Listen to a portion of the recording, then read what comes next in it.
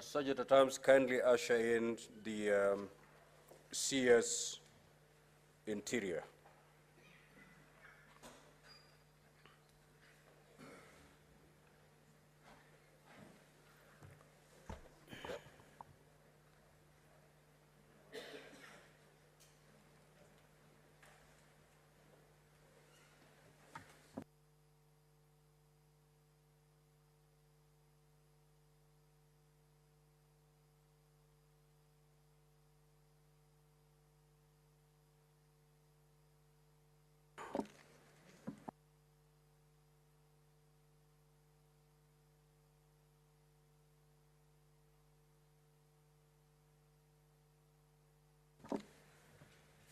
Is the Honorable Senator Lelegwe present? Very well. So be on standby.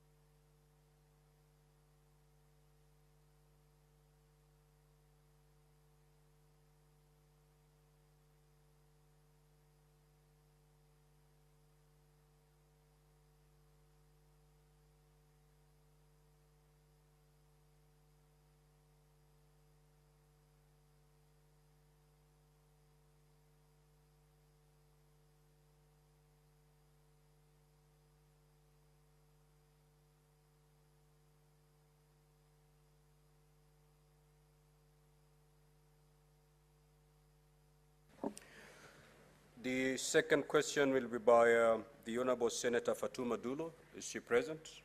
Good. The third question, again by the Honorable Senator Fatuma Dulo. The fourth question shall be by Senator Veronica Maina. I can see she's present. And Senator Veronica Maina has two questions, just like Senator Dulo. So I think we are good to go.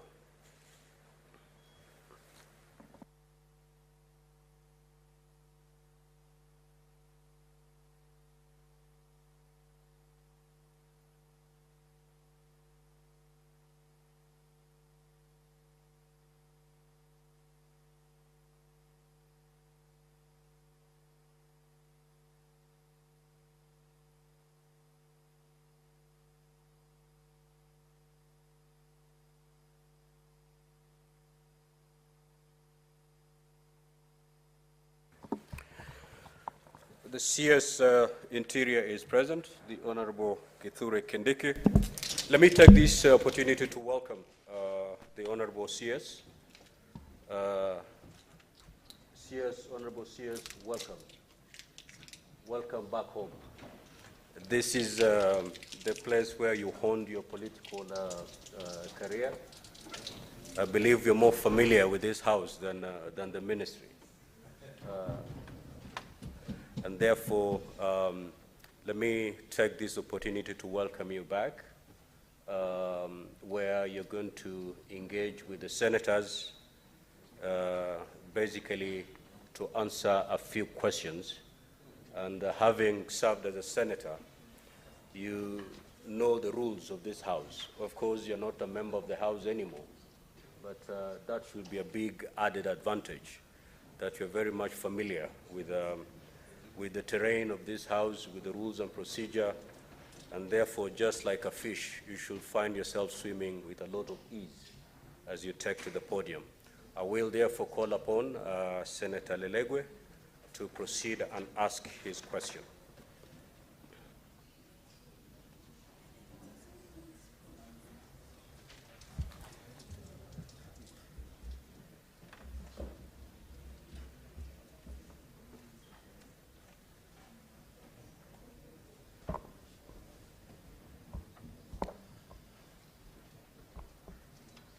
Thank you, Mr. Speaker, sir. Mr. Speaker, sir, I beg to ask the following questions. 3 questions to the Cabinet Secretary for Interior and National Administration. 1. What's the state of security in Samburu West constituency in light of the deployment of the Kenya Defence Forces, KDF, to support the ongoing operations? 2. What measures is the government taking to enhance security in Samburu County, especially Samburu West constituency? 3. Could the Cabinet Secretary indicate the plans in place to facilitate communities from Longeuan, Pura, Nolkera, Losuk areas which vacated their lands following directives by the Interior Cabinet Secretary to safely return and commence cultivation in view of the ongoing rains? Thank you, Mr. Speaker. Cabinet Secretary, kindly proceed to respond to that question.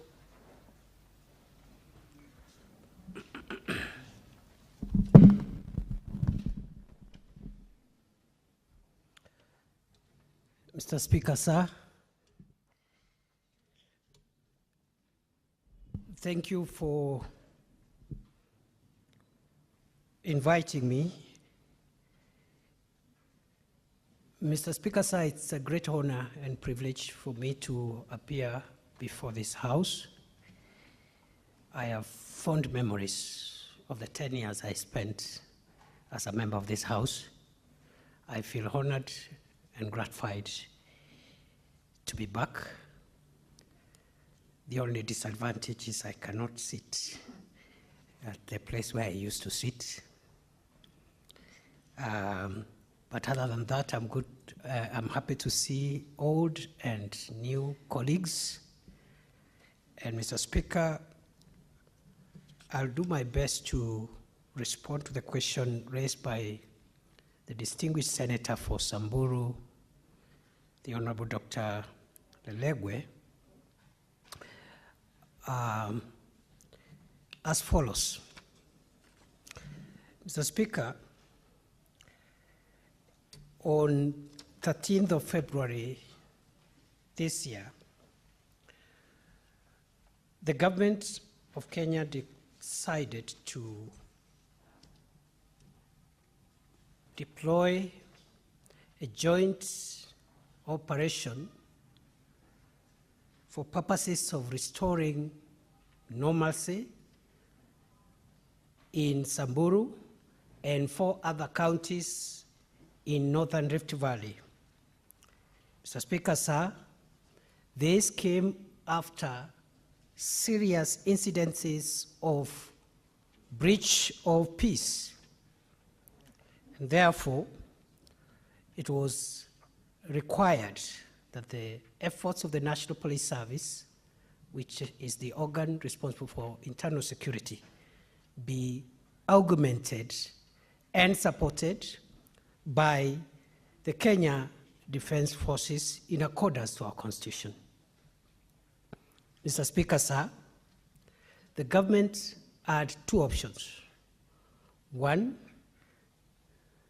to deploy the KDF to support the National Police Service pursuant to Article 241,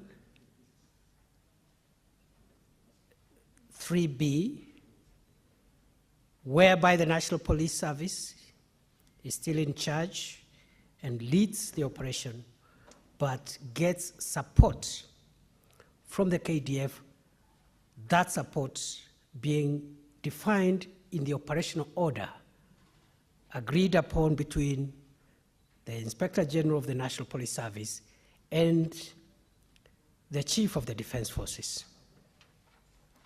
The second option which was available was to apply Article 241 3C, where the police would cede the way and allow the military to move in, restore peace and order, and retreat back and allow the police to continue after the operation. it was decided to apply 241(3)(b) first because the architecture of the Constitution, Mr. Speaker,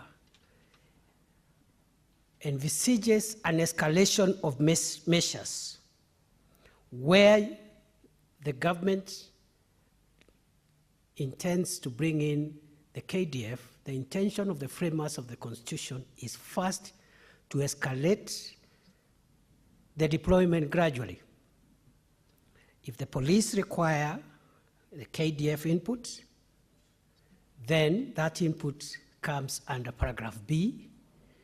And if there is need to escalate it to paragraph C, then that would come as a consequence later on. And that's why we took that approach. Mr. Speaker, sir, the status of security in Samburu County since the deployment of the military to assist the police has improved tremendously. The situation has improved from what was the case before the operation was declared. Mr. Speaker, sir,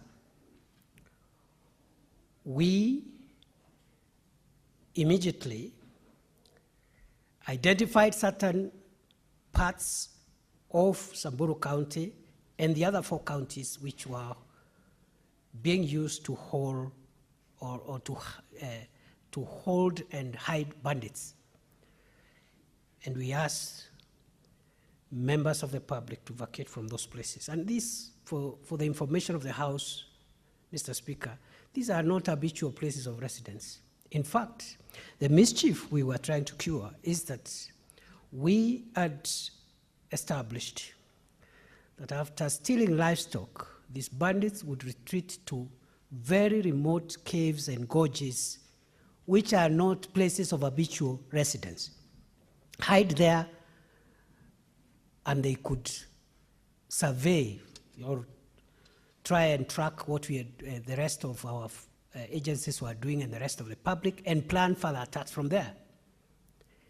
But they had invited what we considered perhaps members of their families. So we established their women and children holed up in those caves and gorges. And that's why we gave the kind of orders we gave after declaring these places disturbed and dangerous. The situation has improved. But after we gave the 24-hour orders for the public to leave these dangerous places, which were gazetted and publicized, the unintended but expected consequence was that some of the criminals took the 24-hour notice to mix with the rest of the population,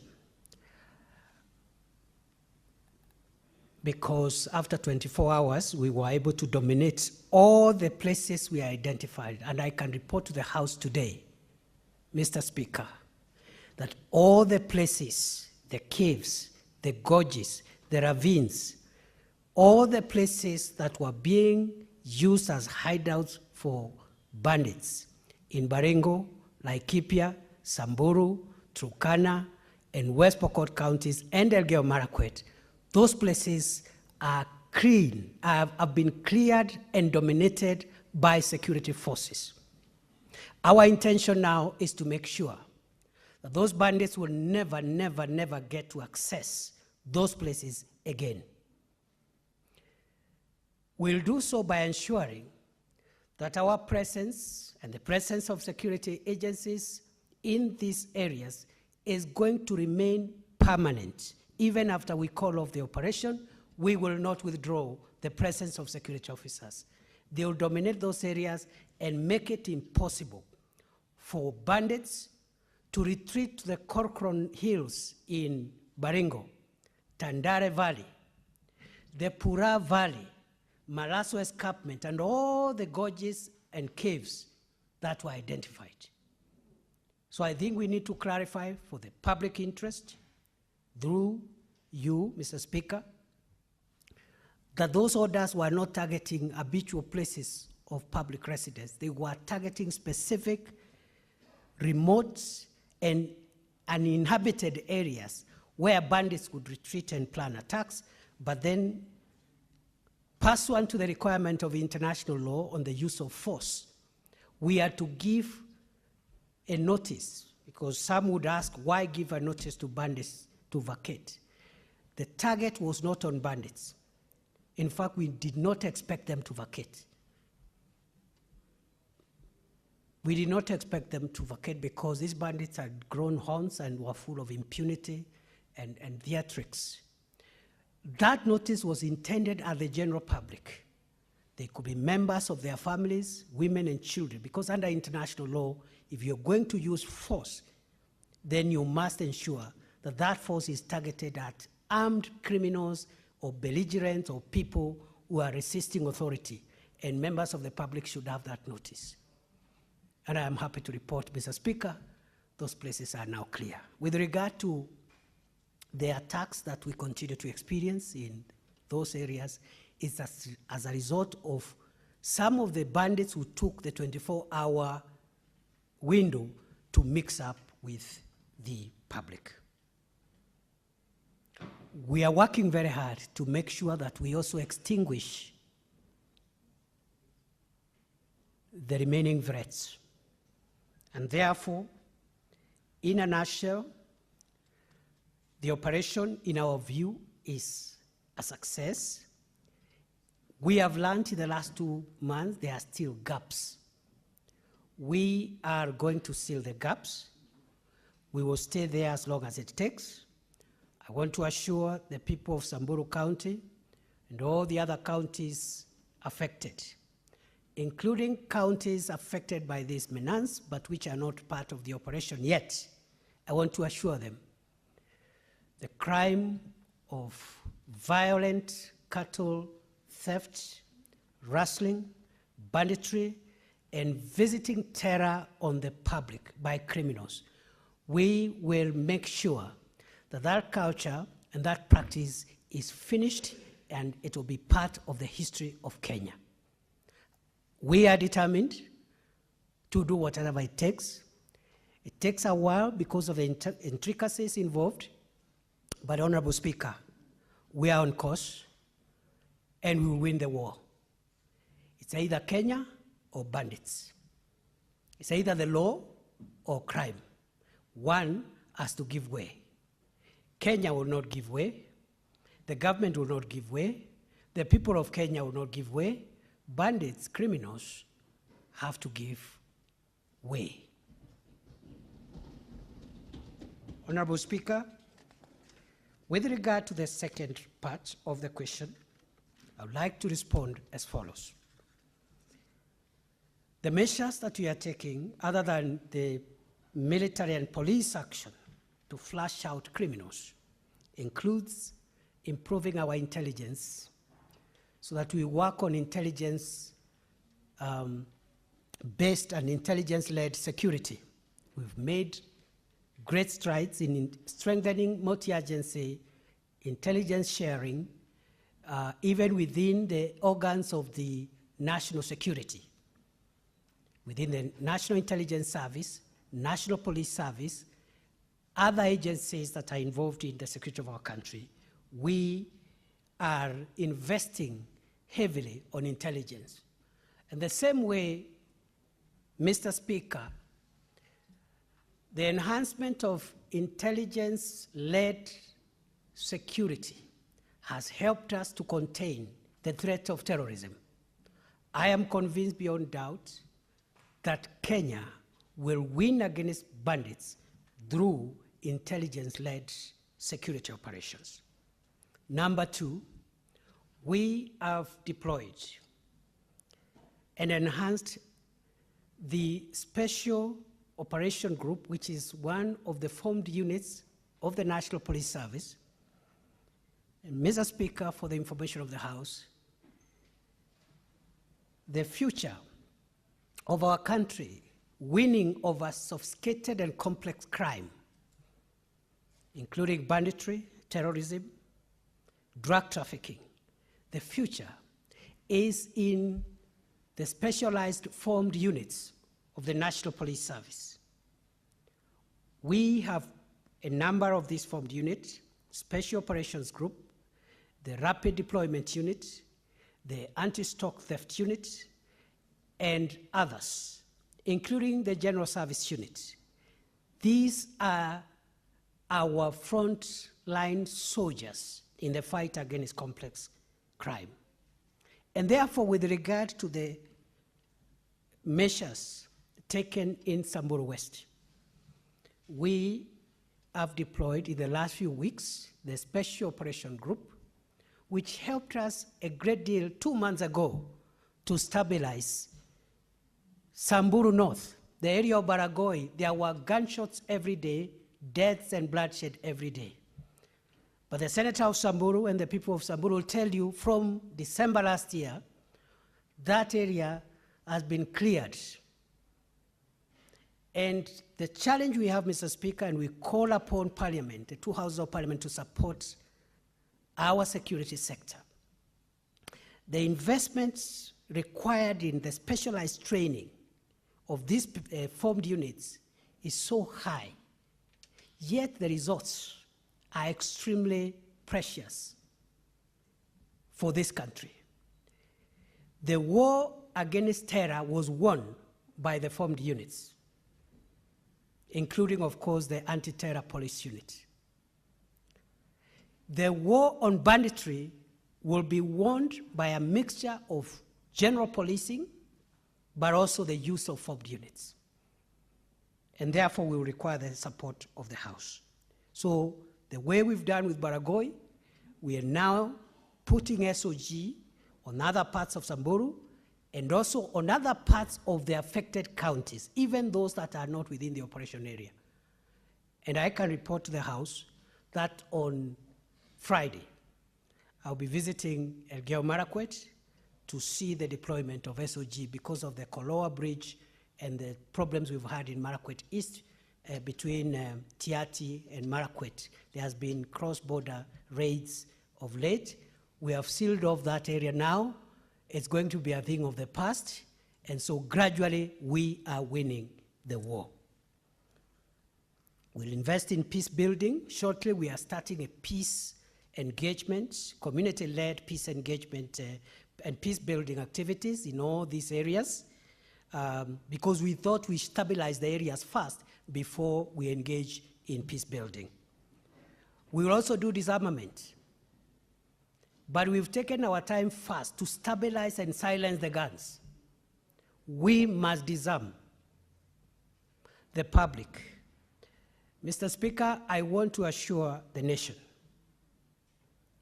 through this House, every criminal holding firearms illegally must surrender them. They either surrender the firearm or we will take it by all means possible.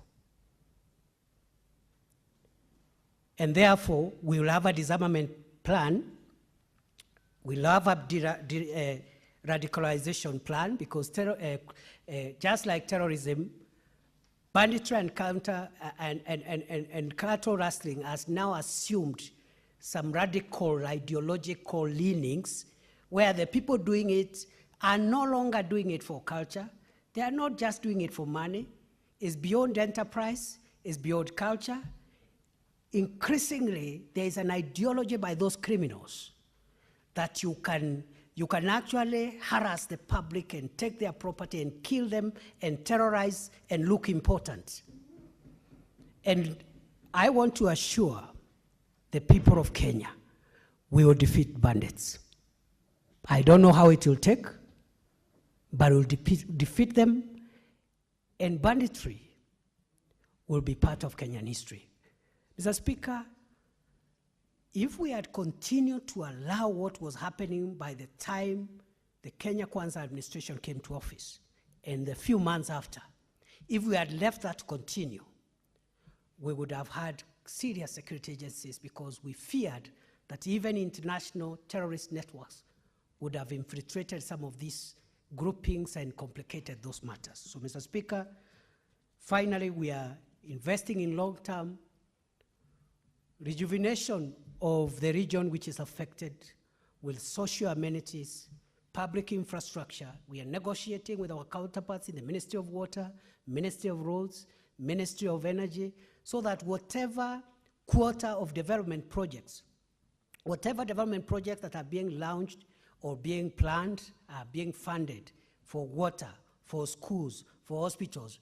We are requesting for security reasons to get an enhanced quota, an enhanced package for those areas so that we open northern part of Kenya, including Samburu, and make sure that these places are also empowered, they are opened up, and I keep on saying, Mr. Speaker, the future of Kenya is in the north.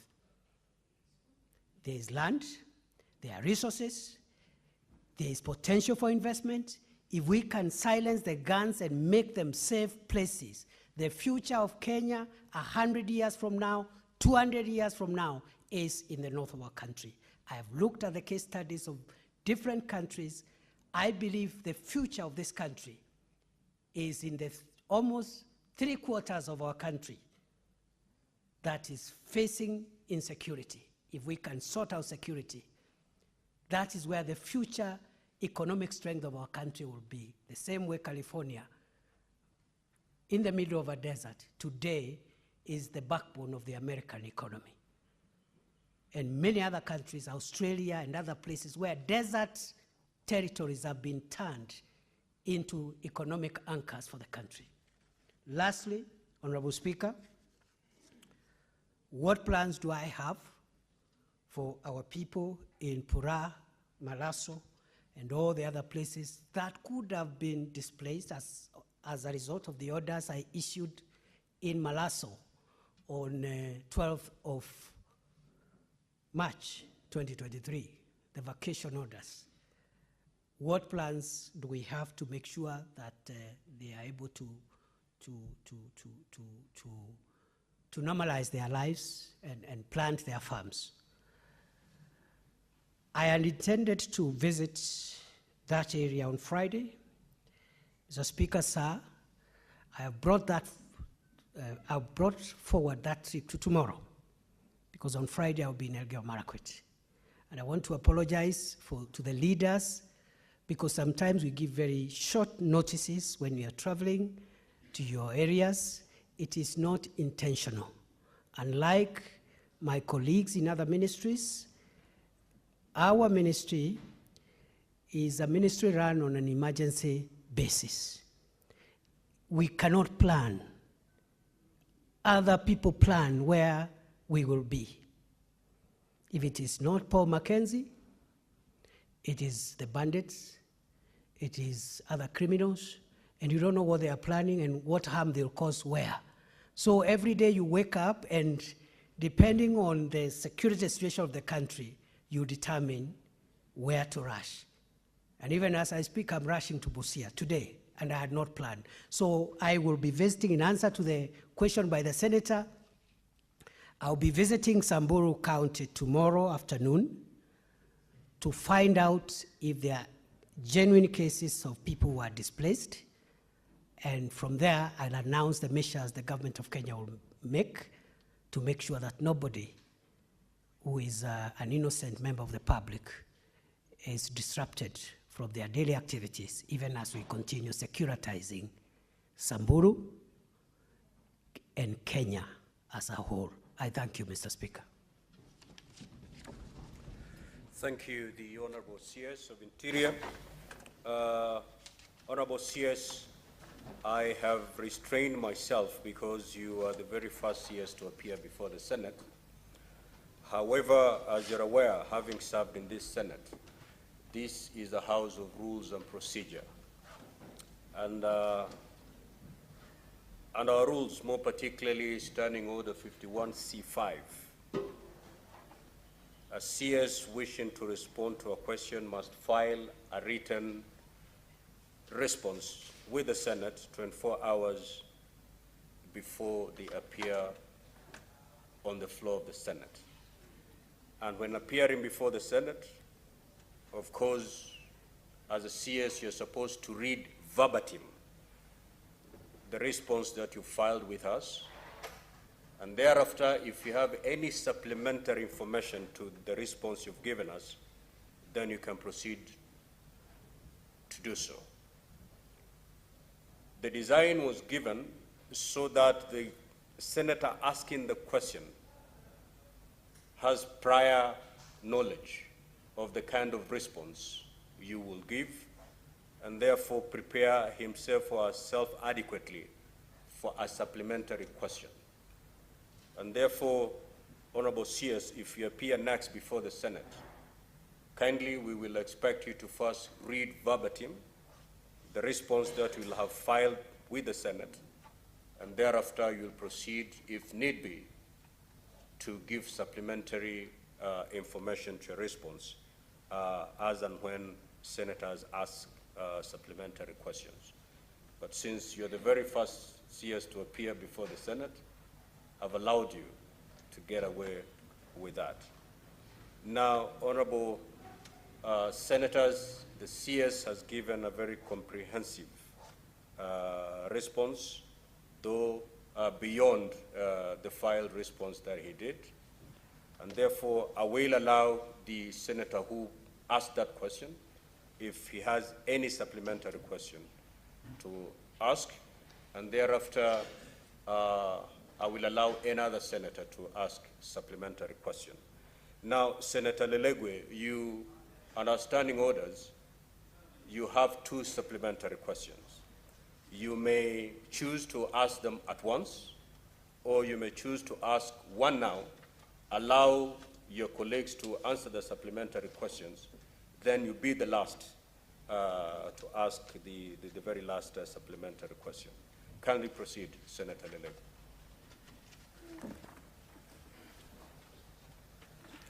Thank you, Mr. Speaker. I confirm that I have received both the electronic and hard copy of the response by the CS. Of course, late, that is today morning, but I appreciate his response, and I'm sure the promises he has made to the Senate to tackle insecurity in security-prone areas, including Samburu, will bear fruit. Mr. Speaker, I choose to ask 2 supplementary questions now, and I proceed with one. Since you made the pronouncement to order the multi-agency operation in the banditry-prone areas, many cases of banditry have occurred in the presence of the multi-agency team, the security forces, without any action taken. And I'm sure the CS has this information, has this intelligence, that cases of banditry, killing of people, loss of livestock, stealing by those bandits, have taken place. And in light of all that, in the presence of the military, in the presence of the multi-agency team, little or no recovery has been reported. Despite the success, and I agree, there is some levels of success since the deployment of these agencies. But the stolen livestock or the arrest of the perpetrators have not taken place. In light of this, CS,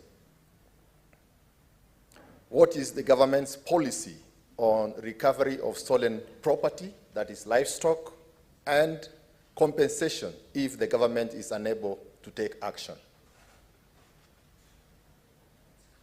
We have seen families having been impoverished, Honorable Senator, of course, today is the very first time you're doing this, and I'll be giving a lot of latitude to both the CS and the members. But kindly, the supplementary question you ought to ask must be very direct. It is not an opportunity to make a speech, and then after the speech, you pose a question. Direct questions to the CS. Okay. Thank you, Speaker. I proceed. 1, since you made the pronouncement and ordered a multi-agency operation in banditry-prone areas, many cases of banditry have occurred in the presence of the security forces without any action taken or recovery of stolen livestock or arrest of the perpetrators. In light of this, what is the government's policy on recovery of stolen property, livestock, and compensation, if any, if the government is unable to take action? 2, what measures do you plan to implement in order to guarantee the safety and security of administrators, in this case the chiefs, operating in areas prone to banditry? Is the CS considering providing them with training and arms to enhance their security? Thank you, Mr. Speaker. Honorable CS, kindly proceed to respond to the 2 supplementary questions. Thank you, Mr. Speaker. Mr. Speaker, sir, I'm sorry for veering off the standing orders. I was still in the past. In my previous role as a senator, I am guided. Mr. Speaker, sir, with regard to the supplementary question raised by the distinguished senator for Samburu County, I'll reply as follows. That it is true that we have had incidents of banditry even after the deployment of the Joint National Police Service and Kenya Defence Forces operation. I've explained why those attacks continue, because of a bit of a mix-up where we could have bandits spread out in villages, and although our officers are on ground, they cannot be deployed to every home. So we are looking for strategies to work around that and make sure that we mop out and finish that problem now that we know where the problem is. Mr. Speaker, we have made tremendous improvement in terms of recoveries of stolen livestock. Before the operation, we had very many livestock stolen which were not being recovered. And we are compiling actually data backwards from August and even the entire of 2022, just to show what this administration has done as compared to previously in terms of recoveries and those kind of action. I am able to report the data we have at the moment is showing marked improvement by this administration in terms of recoveries.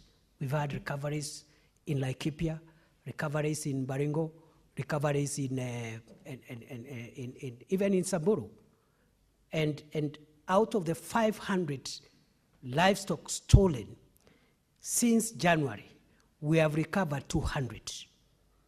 300 are still at large. And the reason is because these criminals, once they steal, they separate the livestock in small groups and disappear. They allocate each other 10, 5, 20, 15. So when you recover, you will hear that 200 goats have been stolen, but it will be shared with 10 each, 20 people, and they go different directions. So when you recover in bits and pieces, and that's part of the reason why we've not had 100% recovery. But again, we are working on how to improve our recovery progress. Finally, the senator has asked about what we are doing to make sure that our officers are trained, the national administration officers are trained and equipped.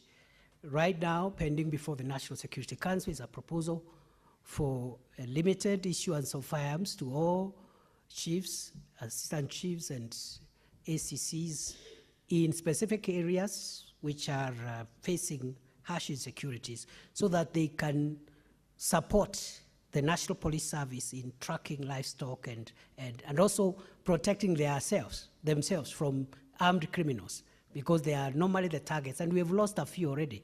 We've lost a chief in Samburu. We've lost one in Laikipia.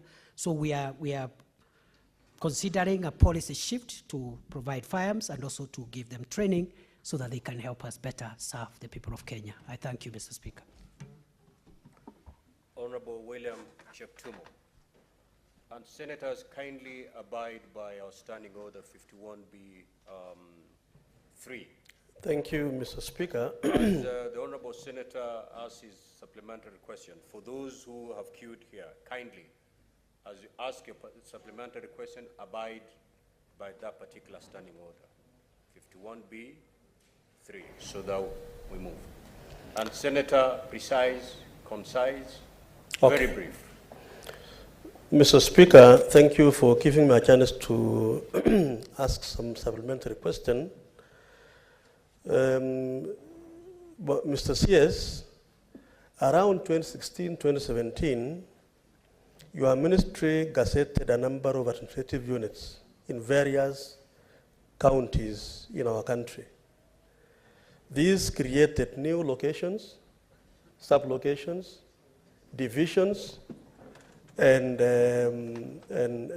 some sub-counties. Up to today, those gazetted units have not been activated or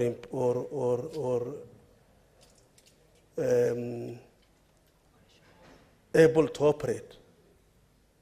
This is helping to assist your ministry on matters security, especially in the security areas.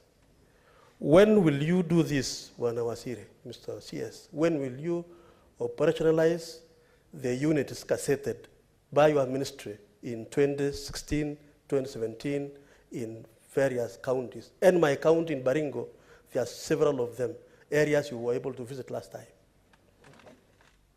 Honorable CS, 1 minute. Mr. Speaker, sir, all the gazetted administrative units will be operationalized, but due to budgetary constraints, we have decided to operationalize all the already gazetted areas in phases, in 3 phases, starting this financial year. We will have an objective criteria of identifying which of them goes the first phase, second phase, third phase. That objective criteria includes security challenges faced in that area, like banditry, terrorism, and other complex security issues, illicit drugs and alcohol, and then also regional balance, so that some in one region, another in another region. So we'll have a criteria of making sure that we do, starting this June, and that criteria will be made public so that we carry the entire country together. Asante. Thank you. Senator Kamar.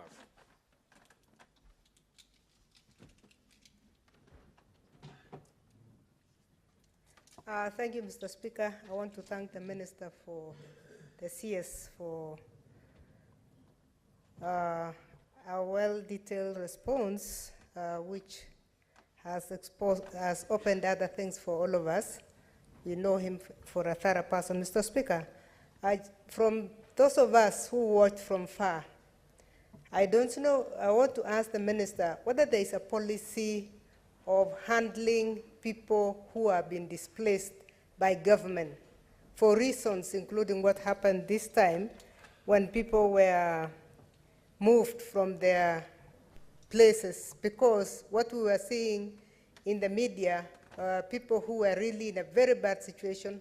Is there a policy where food must be provided, sanitation must be provided? Because if people are told to move and they have not told where to move to and how they are going to live, it becomes tricky. Can the Minister expound on what policies they have on how to handle them when they have left their homes?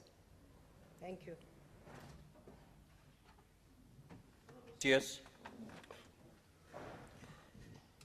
Mr. Speaker, sir, in response to the supplementary question asked by the distinguished Senator Margaret Kamar, I would like to respond as follows.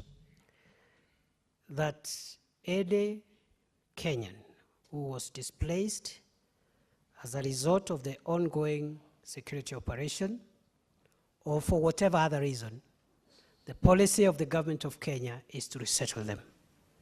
As I have said earlier before this House, Mr. Speaker, we have begun tracking whether there are any victims of the orders that I issued in Malaso on 12th of March 2023, starting with Samburu tomorrow, and all the other counties will assess if there are any genuine people who are displaced as a result of those orders. The government of Kenya will facilitate either their return or their settlement so that no Kenyan is deprived of their property or deprived or removed from their habitual places of residence. I thank you. Senator Kathuri.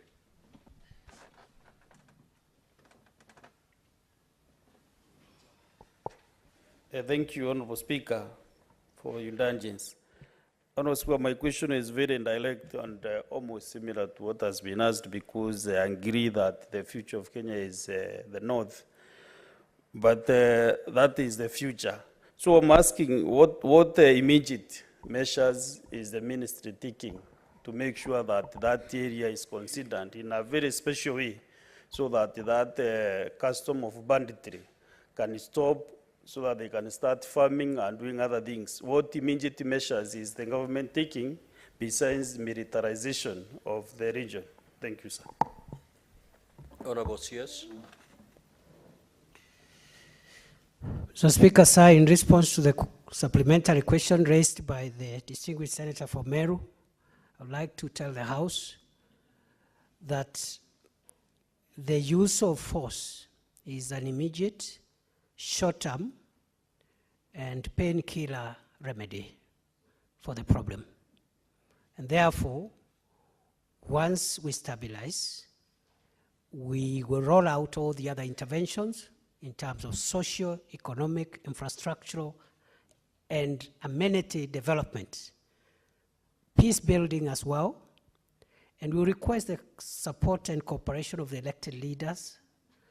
And I can report to this House that the ministry has already generated the appropriate framework for the reconstruction of all the affected areas, a Marshall Plan of sorts, as promised by President William Ruto during his campaigns for the presidential election.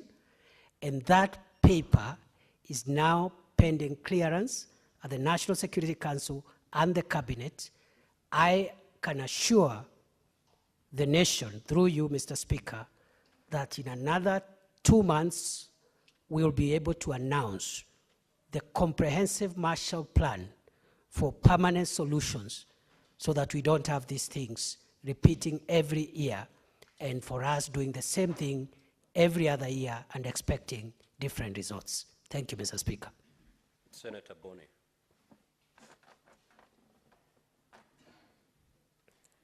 Thank you, Mr. Speaker. Mr. Speaker, allow me to thank the Minister for coming. I had no doubt, given the frustration we shared with him in this House for many years when we needed information from this critical ministry, that he would come. And I want to thank him and his office for the cooperation that they gave us when we were trying to urge them to come.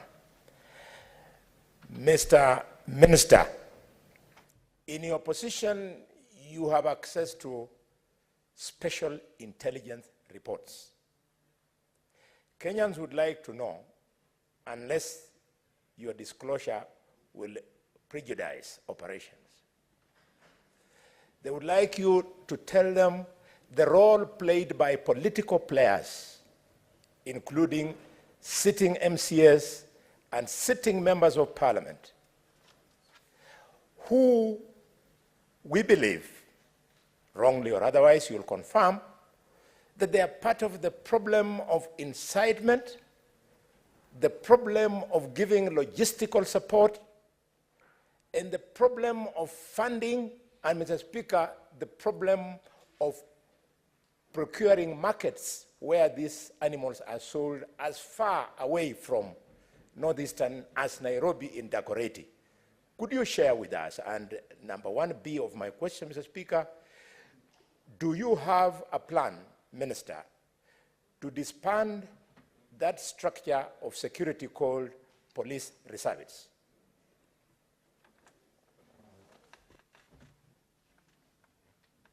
Honorable CS, kindly proceed.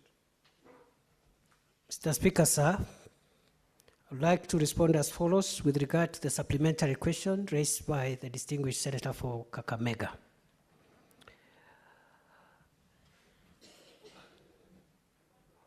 We have made significant progress in tracking and nailing the masterminds of banditry.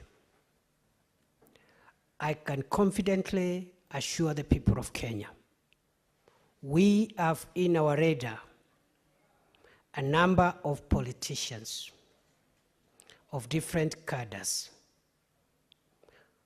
whose activities have been linked to the support, funding, and encouragement of banditry. We have crucial evidence, some of which was collected at the scene of crime at the attack in Kainuk early in the year, which incriminates political leaders and other people.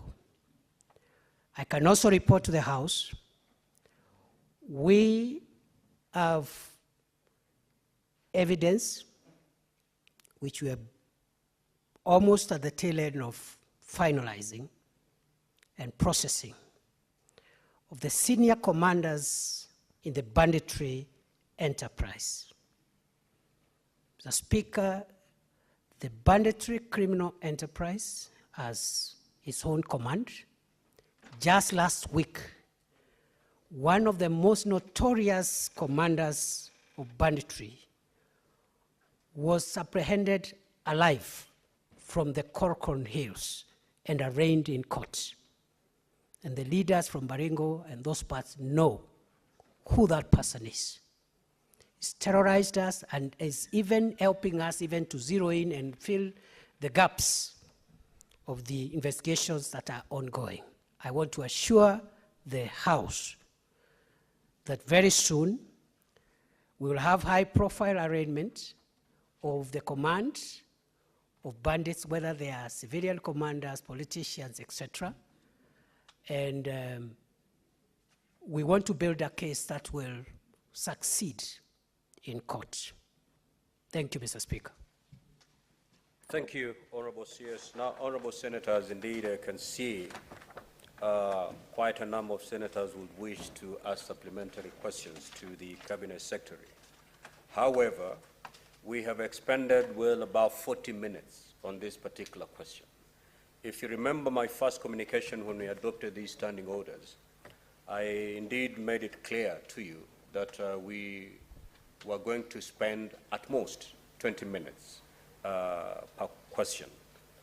I want to believe that the CS Interior, this is not his last appearance before us, and any supplementary question, Honorable Senators, you may be having, I believe we'll still find an appropriate opportunity to be answered by the CS. Therefore, I'm afraid to say that we will. Honorable Senators, the reason I always ask you to read your standing orders is because of, for such reasons. You're raising a point of order on who? There's no senator who is on his feet. And therefore, that is the communication from the chair. Concerning NPR, Mr. Now, honorable senators, I've got a communication to make. Senator Kinyua, kindly take your seat. I would like to acknowledge the presence of the Right Honorable Chief Fortune Zephaniah Charumbira, the President of the Pan-African Parliament, in the Speaker's Gallery. The Right Honorable Charumbira is in the country for an official visit to the Parliament of Kenya.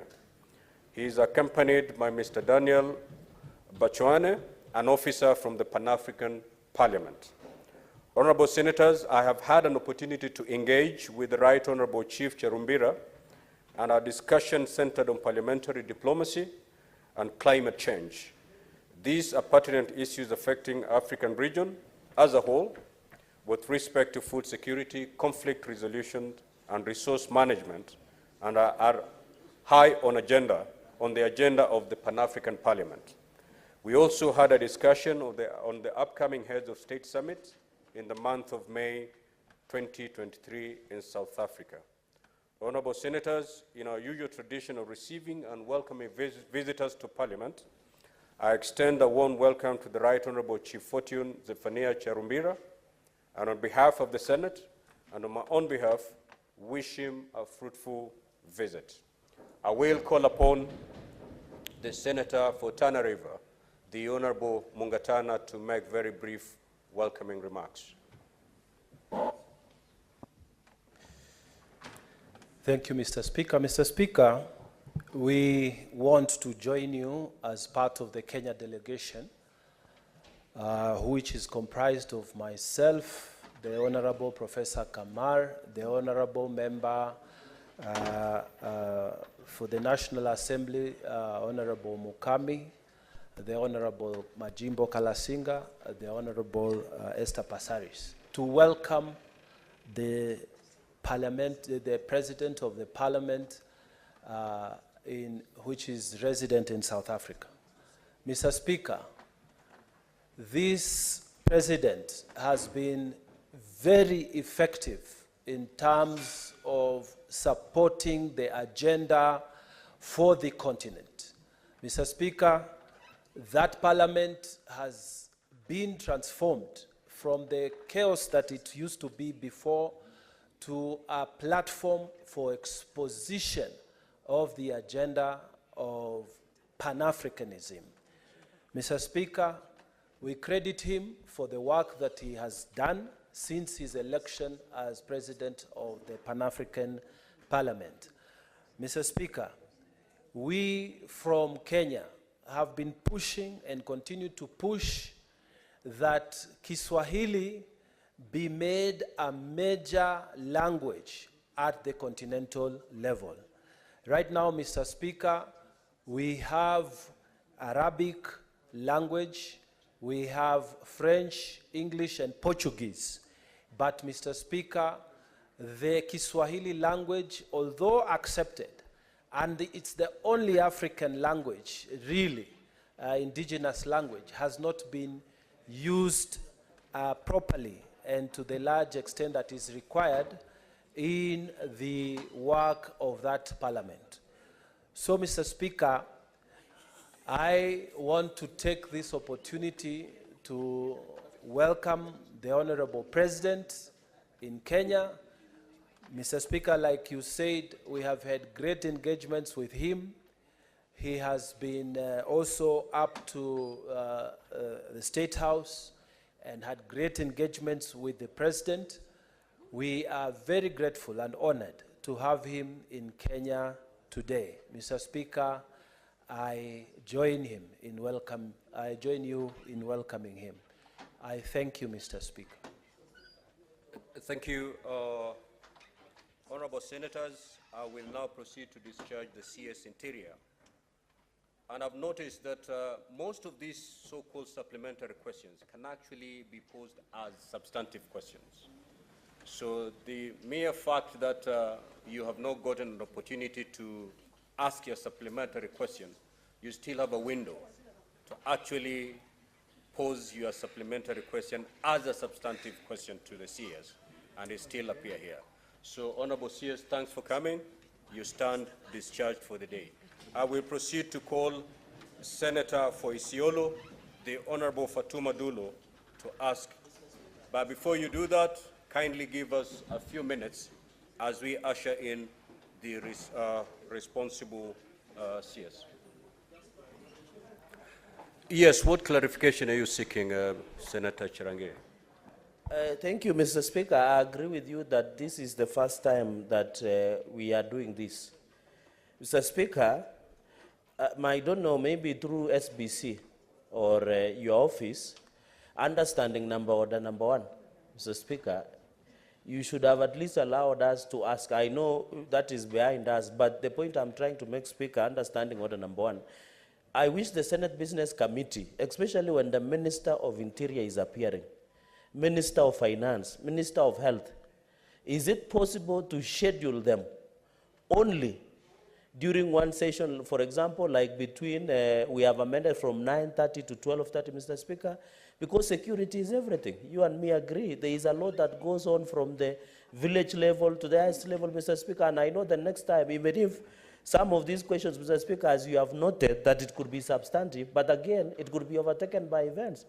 Like the issue of banditry in the north, like other issues, what is happening in Shakahola, cult, Mr. Speaker, in your county, and many others, Mr. Speaker. So I call upon, in as much as the standing order number 51(7)C, Mr. Speaker, and I also need your interpretation on this because I have realized my colleagues, Mr. Speaker, just allow me quickly as we allow changeover.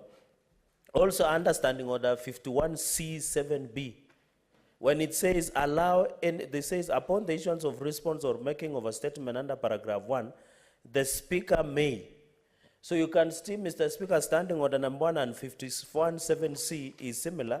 May be, of course, allow the senator who asks the question to raise a maximum of 2 supplementary questions that relate to that question. And B, allow any other senator to ask a supplementary question. Mr. Speaker, on that 51(C)(7)B, you need to give direction so that members cannot use that as a pretext of making a debate, making a speech. And when you say supplementary question, does it mean you can tie up into one question before asking, Mr. Speaker? And Mr. Speaker, kindly in future, understanding order number 1, you have power, Mr. Speaker, to allow us to ask as many questions as possible, Mr. Speaker. And even the Bible says we were not meant to obey the rules. It is the rules we should obey as, Mr. Speaker. So I beg with your indulgence, Mr. Speaker. And I know as you sit here, Mr. Speaker, sir, you would have also wished that we ask something about Shakahola in your county because you cannot ask. Some of us were willing to do the job for you, the legwork, Mr. Speaker. So kindly be patient with us. Please be fair to us. You are our father. Please sometimes allow us to ask for the benefit of our constituents, Mr. Speaker. With that indulgence, I thank you. Thank you, Senator Chirange. Indeed, this is the first session we're having on these newly introduced standing orders. And going forward, of course, we are learning and looking at the weight and the interest that is normally generated whenever the CS Interior appears either before the National Assembly or the Senate. I believe as we sit in SBC, we'll take on board the very valid concerns that you've raised, that maybe whenever the CS Interior is appearing, we do not have any other CSs appearing on that particular day, so that we can give ample time to senators to ask as many supplementary questions as possible. But I believe it's a learning process. Once we retire as SBC, these are the things we're going to put together, looking at the experience we've had today, how do we then get better going forward? And I believe the next session should be much better than the one we are just having. But indeed, it is a valid concern that you've raised, and we're going to take it on board once we retire as SBC. Is the CS Lands present? Senator Fatuma Dulo, kindly proceed to ask your question. Thank you, Mr. Speaker, and I thank you. I thank also the CS for lands. Mr. Speaker, let me confirm to this House, this is the second time that I'm actually pursuing this matter. The first time I brought a question to the floor of the House, and NLC completely refused to respond to the issues I have raised. And that is why I'm repeating the question, because my people's rights is being violated. Number two, Mr. Speaker, I don't know whether you can allow me to ask the question plus supplementary so that I'm done with the question. Let us abide by our standing orders. Just ask the question. Okay. Let the CS respond, and then you shall rise to ask your supplementary question. Okay. Thank you, Mr. Speaker. Sir, I beg to ask the Cabinet Secretary for Lands, Public Works, Housing and Urban Development. Could the Cabinet Secretary state the reason for the disparity in compensation between residents of Nuno, Madogashi and Isiolo affected by the African Gateway project, and further provide the criteria used in determining the compensation figures? Number two, what are the measures put in place by the government to ensure equitable compensation to the affected residents in both areas? Can I confirm to this House that I've not gone through the response I've just received this morning? I thank you.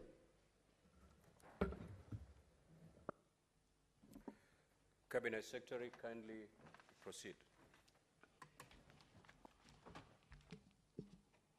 Thank you very much, Mr. Speaker, for giving me this chance to appear before this August House, and also appreciate the question from Honorable Senator Fatuma Dulo.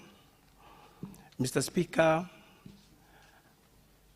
I request for your indulgence and guidance because, as the Honorable Senator said, the mandate of compensation for public lands is squarely on National Lands Commission pursuant to Article 67 of the Constitution of Kenya 2010 and Section 113 of the Land Act 2012.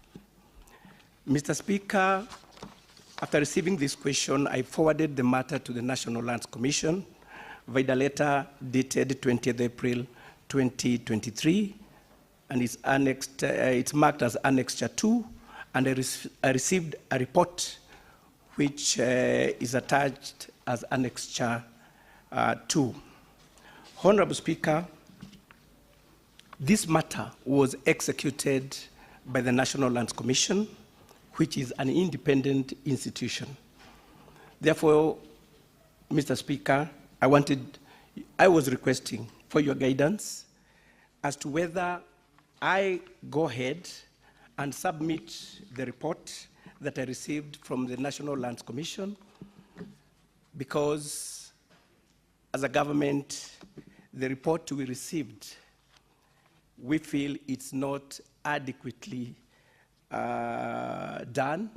Therefore, Mr. Speaker, if I'm allowed, I would request that you give guidance to this, whether I go ahead and give and submit the report that I received from the National Lands Commission. Senator Dulo.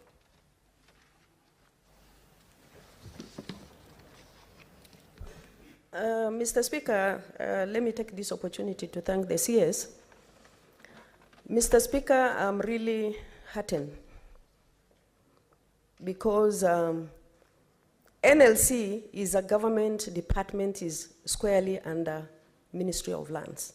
And as the minister has said, we have even had a sitting with the commissioners and the chair. We have even gone round as leaders of Isiolo to look at this matter. But clearly, the chair and the commissioners are evading the issues of Isiolo County. I don't mind the CS submitting the report that he received from NLC, but I will appeal to this House. The only way that Isiolo people can receive justice, let the Committee of Lands or Roads go on the ground Mr. Speaker, so that Isiolo people can actually get justice as far as this compensation is concerned. Mr. Speaker, Senator Fatuma, yes, what is your point of order, Senator Mandago? Mr. Speaker, I rise on standing order number 105 on the statement of fact. I've heard the Senator for Isiolo saying that the National Land Commission is a department in Ministry of Lands. Mr. Speaker, as far as I'm concerned, the National Land Commission is an independent constitutional commission. Is it in order for the Senator for Isiolo to mislead the House?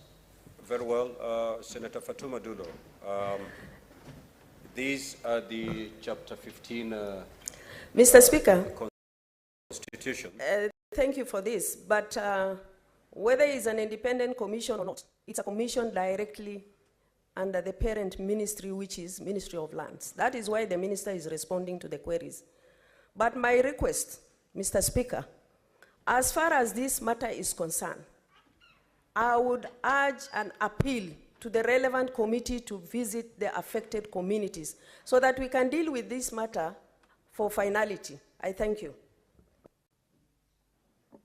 Senator Chirange. It's not here. Senator Chute. Thank you, Mr. Speaker. Thank you, CS Lands.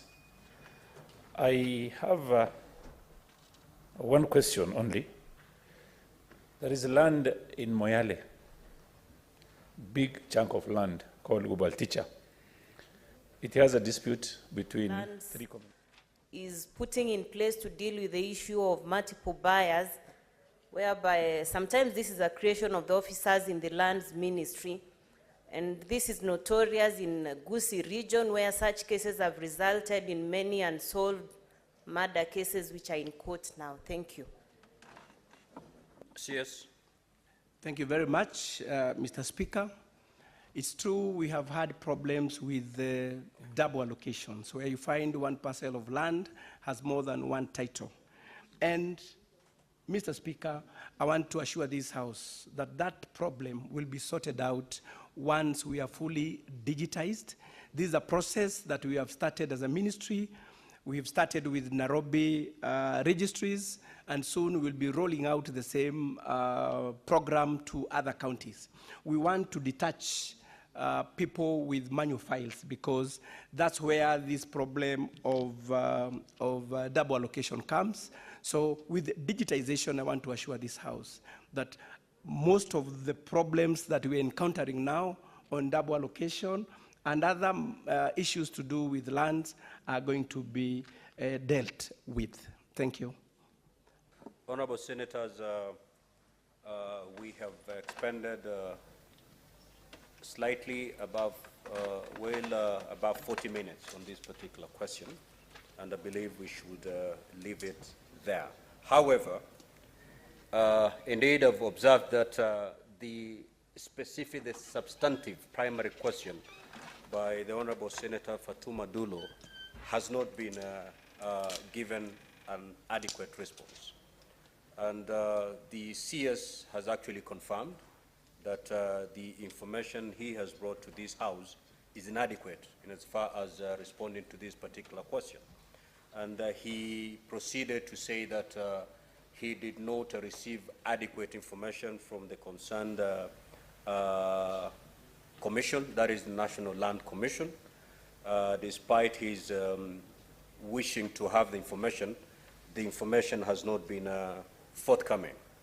Now, Honorable Senators, we need to agree on the way forward where an independent constitution deliberately refuses to give adequate information to the ministry that is supposed to come before the House for purposes of responding to specific questions.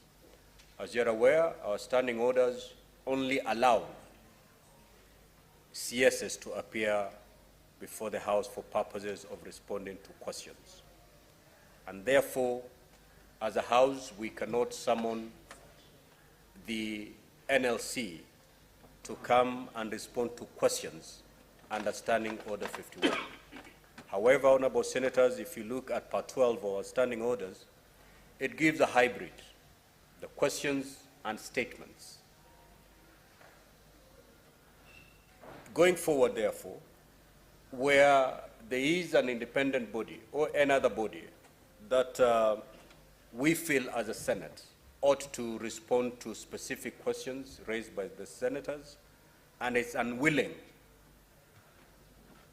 to partner or to cooperate with the ministry in charge, then that particular body has to be summoned by the House Standing Committee. In this regard, I direct that the National Land Commission be summoned by the House Standing Committee on Lands to adequately respond to the issues raised by the Honorable Senator Fatuma Dulo. And the House will benefit from the report of the Standing Committee on Lands. Otherwise, if we just go by the response filed by the ministry, this particular matter will remain unresolved. And in her opening remarks, I think you heard the Honorable Senator Fatuma Dulo saying that this is her second attempt to get in this information. And therefore, NLC cannot hide behind these standing orders, that they cannot appear on question time, and therefore, even if they don't volunteer this information, they will be let scot-free. NLC will have to appear before the House Committee on Lands to give this information that the Senator has requested by way of filing this particular question. I so direct. Yes, Senator Cherangay. Senator Cherangay. Mr. Speaker, thank you. I think we are on a learning curve, Mr. Speaker. Still under the Standing Order 51, the entire of it, Mr. Speaker, and Standing Order number 1, where you have powers, you have ordered that the NLC should be summoned by the relevant committee. I need your direction where where a cabinet minister, only 2 directions, Mr. Speaker, appears before the floor of the House on the question that has been given 7 notice at least, and it doesn't have a substantive answer, number 1. Number 2, Mr. Speaker, sir, is where we have gone with the 51 7B, where we have asked a supplementary question. For example, I asked how many people have been compensated that were evicted in Nandi, for example, and he didn't have an answer. What happens to such question? Do we go to the relevant committee? Do we make it a primary question in future? Or should we contact the cabinet secretary direct, which I highly discourage, Mr. Speaker, because it would be more efficient to go through your office. So I need guidance on supplementary questions that we are raising, and the cabinet secretary does not have an answer. How do we go about it? Because I know going into the future, and many other cabinet secretaries will appear, Mr. Speaker, we might be raising supplementary questions, as you have told us, it could not have arose through the primary question. So, Mr. Speaker, you need to provide direction and guidance on how we can handle supplementary questions where a CS shall not have provided a substantive or immediate answer, and then where, like Senator Dulo's answer, where the CS, Mr. Speaker, because I believe the CS of Lands, Jeru, and National Land Commission are working together, unless he can submit before the House that they are working cross-purpose. Because in 2013, Mr. Speaker, when the former CS, former Governor Charity Ngilu, they used to fight a lot with the NLC. Does that fight still in existence? I know when I said Charity Ngilu, Mr. Speaker, Senator Manzo is raising his antenna. It is not in bad faith. I'm just making it as a point of information, Mr. Speaker. Does the CS of Lands and NLC work in cross-purpose? Thank you, Mr. Speaker. Senator Cherangay, your concerns are valid. If you notice, all the senators who asked supplementary questions have raised a concern that my supplementary question has not been adequately been given a response. Now, because strictly it wasn't a supplementary question. It was a new question altogether. And I think, honorable senators, if we are to make proper use of this question time, then let us learn to ask supplementary questions that flow from the primary questions. The moment you ask a different question altogether, expect a general answer. For example, when Senator Chirangai rose to ask a supplementary question as to how many people, it demands the CS to retire to his office, come through his documents so that he gets the specific number of the people. I don't think the CS could be having that number offhand. And therefore, as we ask this supplementary question, let us ask ourselves, is this supplementary question rising from the primary question, or is it a different question altogether? And indeed, your question, Senator Chirangai, that should be asked as a substantive question, because then the CS will sit, go through his documents, and give you specific details. How many people have been compensated, how many are yet to be paid. But I don't think that can be answered through a supplementary question. And if you're to help one another going forward, one, let your supplementary questions flow from the primary question. And if you think there's no correlation between the primary question and your supplementary question, then ask that question as a substantive question. Indeed, there is this issue that we need to grapple with. The issue that Senator Chirangai has just raised, the issue of the National Land Commission.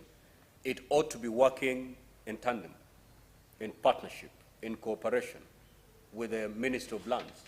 But I think the CS in his opening remarks said, I am not happy with what I've been given by NLC, and despite my push, this is the much I was given. Now, do we then say, enough, that's enough, just raise whatever you have, and we leave it at that? If we do that, then the question by Senator Fatuma Dulu will remain unresolved. But since we are a hybrid, we have both question time and also statements committed to select committees. We can use the select committee and still end up having a very adequate response to the question by Fatuma Dulu. So in this regard, that's why I've directed that this particular matter be placed before the Lands Committee so that NLC can be summoned, because NLC cannot be summoned pursuant to the standing orders on question time. However, we have that window where NLC can still appear before the Select Committee and be made to give details as required by the Honorable Senator for Isiolo. And I think that will be the avenue that we should take. Indeed, it's a learning curve, but in the next few months, we will certainly have learned to walk. Honorable Senators, just to wind up on the issue of this. Yes, Senator Boni. Yes, Mr. Speaker, I agree with you fully about the route to go, hybrid. But let us not risk setting a precedent whereby cabinet secretaries will know that if I go and deflect the question, then I'll be free. Mr. Speaker, in the structure of government, when the president was naming cabinet secretaries, he told the country that the office of the chief cabinet secretary will be responsible for coordination of parliamentary legislative agenda. Mr. Speaker, this being the case, and I don't want to look like I'm differing with you, this being the case, I would have expected that the moment the CS said that he was not satisfied with his answer, we were supposed to stop there, because supplementary questions would have arisen from that response. We stopped there and sent him back to come back with a proper answer. And then it would be up to him, Mr. Speaker, sir, to go to the office of the Chief Cabinet Secretary, who is responsible for coordination parliamentary legislative agenda, for them to sit together with the National Land Commission and come here with a comprehensive answer. Mr. Speaker, is an option you can think about, but my mind tells me, let us not allow cabinet secretaries to deflect questions. Senator Boni, why do you want to walk a long journey and yet you can actually summon NLC at the committee level? Why do you want to tell the CS to go back to the Chief Cabinet Secretary so that they can have a tripartite meeting between the two and the NLC, craft a response, then they come here? Whereas under standing orders, the Select Committee on Lands, I mean the Committee on Lands of this House can tomorrow summon NLC and get the information that is required. And mind you, Senator Boni, the big problem here is that these commissions are independent constitutionally. These are constitutional offices, and they have some kind of independence. To what extent can they be answerable to the ministry? Because if they flex that independence, then there's very little that the ministry can do. However, in this House, nobody can show that card of independence. Everybody is answerable to this House. And that's why it is easier for this House to summon NLC and still get all this information. NLC is not answerable to the Chief Cabinet Secretary. If they flex that card of independence, the Chief Cabinet Secretary will come here and say the very same thing that the Cabinet Secretary has said. So then why do we want to go that route? Let the committee summon NLC and let NLC respond and provide answers to the question that the Honorable Fatuma Dulo has actually posed. And I think the Honorable CS has been very candid, that immediately this matter came to me, I drew the attention of NLC. We expected NLC to have given all the information to the CS for him to read out today. They decided not to cooperate with the ministry. Why? Because of that issue of independence.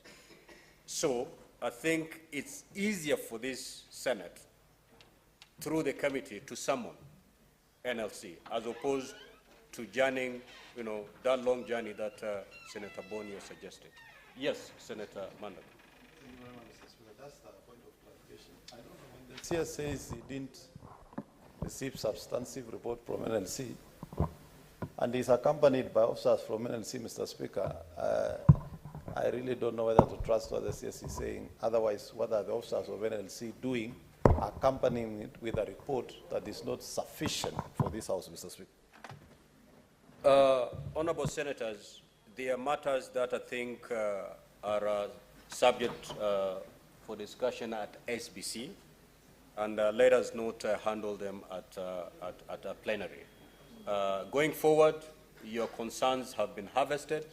Certainly, when SBC sit to discuss these matters, we will be able to give a proper and firm way forward on this matter. It is our first session handling questions. As Senator Chirange has said, it's a learning curve. We want to see how it goes today, take this experience we've had today, and as we sit as SBC, we see using this experience going forward, how do we better the question time? Before we end it, before I discharge the CS, lands, CS, one of the issues that has been raised is the fact that you filed your response late. According to our standing orders, you're supposed to file your response 24 hours before plenary. And therefore, as you retire, next time you're called upon to respond to questions, make sure you file your written responses 24 hours before plenary. And also, as you rise to respond to the questions, make sure you read verbatim what you have filed, and then thereafter you can actually make supplementary responses by giving additional information. But the first attempt to your response, you have to read your response verbatim, and thereafter you can supplement it by any other information verbally. Honorable Senators, I think we will leave it at that and proceed to the next question. I may now proceed to discharge the CS lands. So as the CS lands retires and as we wait for the next CS, I will allow Fatuma Dulo. You're not raising on points of order. Just say points of clarification, because if you raise a point of order, I will not allow you. Yes, Senator Fatuma. Thank you, Mr. Speaker, for your ruling. But I would appreciate if timeline can be given to the committee, because this matter has taken too long. Thank you. I think any matter that is committed to a committee, the standing orders actually provide the time within which committees should work. So it will follow the same order. Yes, Senator Cheptumo, what is your clarification? Mr. Speaker, I wanted to support your direction. Mr. Speaker, you remember in the 10th Parliament, when me and yourself, we were seated in this chamber where ministers used to appear before the House. And the question of supplementary questions, if you can borrow from that situation, that supplementary questions is to enable more members to put questions to the minister. But Mr. Speaker, I want to agree with you that we are not going to act in vain. We are spending time on this question time. And I think when we are also seeking questions as members of this House, we should be able to understand the institutions we are seeking those questions from. So that if we know, Mr. Speaker, that an issue of a commission, then we raise those questions directed to those commissions. But the challenge, Mr. Speaker, is this, that the commissioners cannot be able to appear before the House, either the CEO or the chair, meaning it will go now to the committee the relevant committee for that particular direction. My question, Mr. Speaker, which is of concern to me, is as CS, I submit, Mr. Speaker, that as CS ought to generally understand his ministry. He may not have specific answers for a specific question, but I think there is the perception and the understanding that he has a general understanding of his ministry. So, Mr. Speaker, even as we limit our question supplementary to the specific questions, I think there should be also leeway for these members to ask questions. They may not be really within the framework of the question, but then, Mr. Speaker, ministers should be able to acquaint themselves with the general operation of their ministry, so that when you have a supplementary question, at least they have an hint of how to answer it. Thank you, Senator Cheptumo. I'm informed that the CS mining is now present. Is that the position? Senator Fatuma Dulo, kindly proceed to ask your question.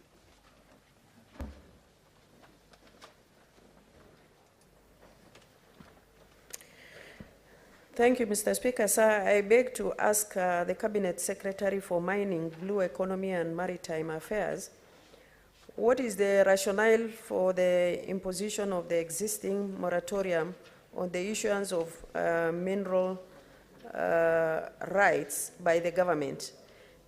Number B, could the Cabinet Secretary state the benefits accrued so far from the imposition of the moratorium?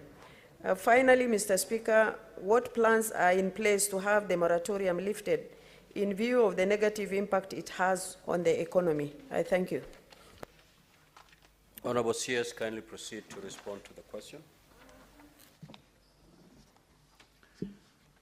Mr. Speaker, sir, and honorable members of the Senate, I have my comprehensive statement on the issues raised, but maybe before I read them, I want to take this opportunity to thank the Senate for providing a platform where we can be able to share the details that happen in the Ministry of Mining, Blue Economy, and Maritime Affairs. So, Mr. Speaker, in regards to the issue of the moratorium, my response would be as follows. In December 2019, the then Ministry of Petroleum and Mining received communication from the head of public service communicating a decision by the National Security Council to halt issuance of new mineral rights. The letter intimated that the Council had considered that due to an ongoing national resource mapping exercise, there was need for the government to halt issuance of new licenses for exploration and mining. The rationale, therefore, Mr. Speaker, for the moratorium was to safeguard Kenya's national interests by developing the right data and eliminate speculation on availability of substantial mineral deposits. The suspension would also allow the government to complete the mapping exercise without an influx of speculative mining license applications that would have posed a threat to Kenya's mining sector. The suspension was also informed by the need to address existing geological data gaps that have existed in the past without interference from private sector players. These gaps have resulted in losses as government is solely reliant on the private sector for provision of detailed geological data on mineral deposits upon application and grant of mineral rights. Further, the moratorium was perceived as a tool to assist government in better regulating the sector and avoid Kenya falling in the resource-scarce trap. On the second part of the question, Mr. Speaker and honorable members, following the imposition of the moratorium, the government has had an opportunity and successfully instituted reforms in the management and regulation of the mining sector that has been beneficial to the country. Among the most outstanding reforms relates to the completion of the nationwide airborne geophysical survey and generation of a preliminary report which shows 970 mineral resource anomalies that require further confirmation. And honorable members, I want to confirm that we have this report for geophysical survey, which has shown 970 mineral occurrences across the country. The creation of a new State Department to explore Kenya mineral resources is an affirmation of the government's commitment to exploitation and management of its mineral resources.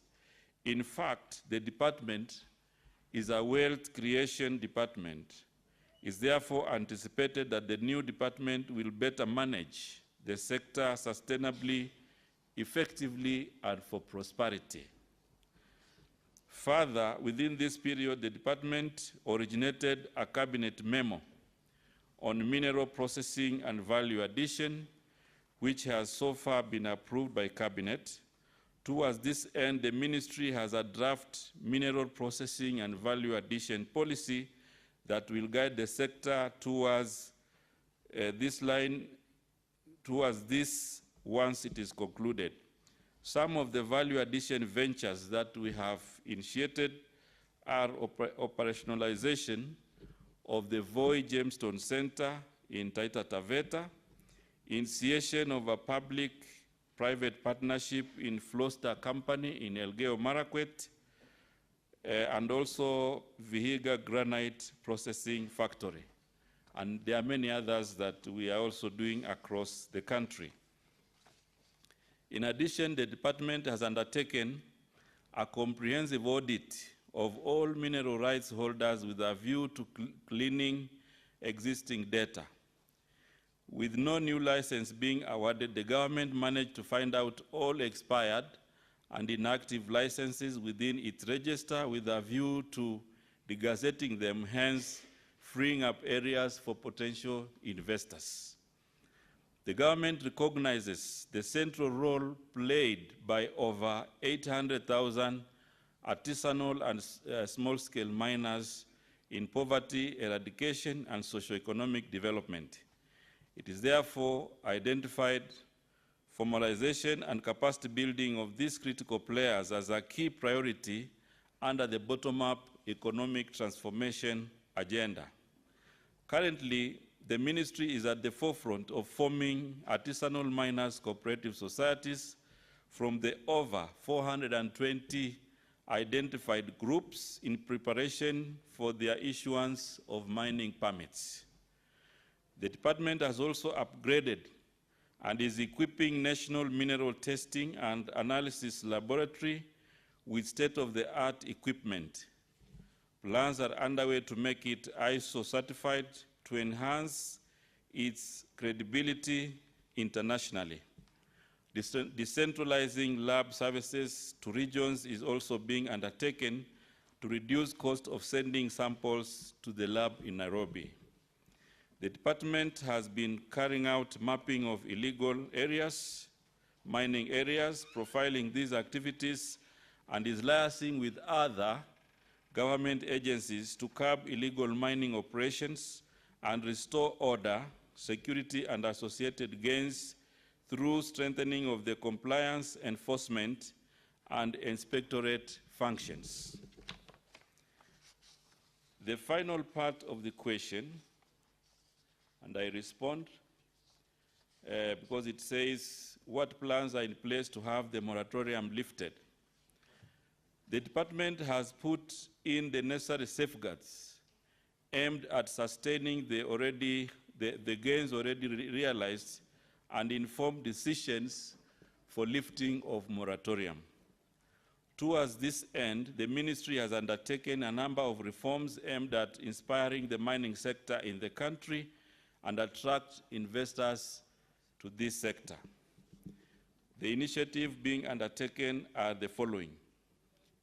Number one, conclusion of the airborne geophysical survey and generation of a preliminary report identifying over 970 mineral occurrences across the country.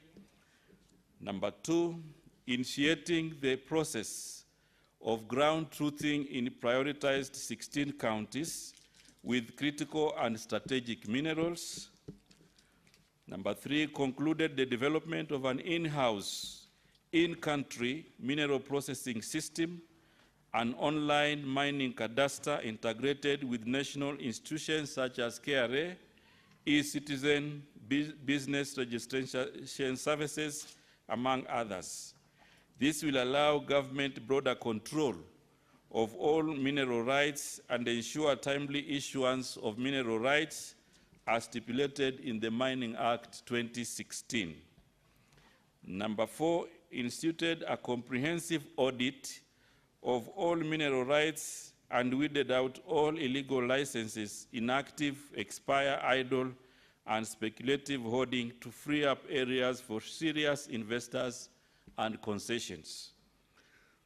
Number five, prioritize the formalization of artisanal and small-scale mining through formation of marketing cooperatives to enhance artisanal mining incomes, simplify their regulatory environment, and improve their mining standards. Number six, prioritize exploration of critical and strategic minerals such as coltan, rare earth elements, manganese, nickel, chromite, uranium, chromite, graphite, copper, gold, and iron ore. We currently have dedicated teams undertaking ground truthing in a number of counties. This is aimed at having adequate data relevant to the investors' needs and enhance our pool for concessions. Number 7, initiated review of legal instruments governing the sector. The Mining Act is under review. The Mineral Value Addition Policy and Act is also under development. Explosive Act, royalty sharing framework to communities.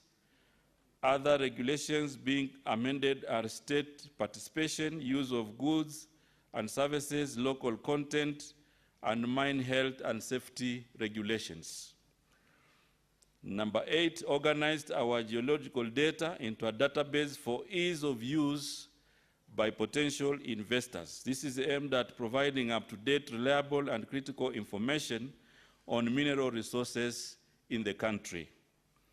Number 8, digitized critical processes in the department, which include the online cadastre, the royalty collection or royalty management system, explosives insurance management system, laboratory processes, and also library management system.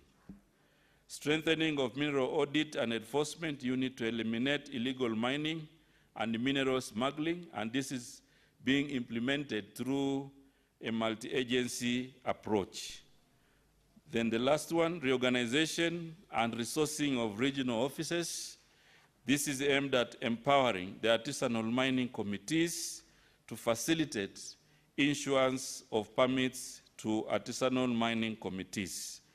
These initiatives, Mr. Speaker, coupled with the just concluded airborne geophysical survey, will definitely open up the sector to serious investments and see the sector become a major contributor to socioeconomic development of our country. Finally, Mr. Speaker and honorable members, the ministry is very positive that the reforms it is currently undertaking will catapult Kenya into a desirable mining investment landscape and attract the best in mining.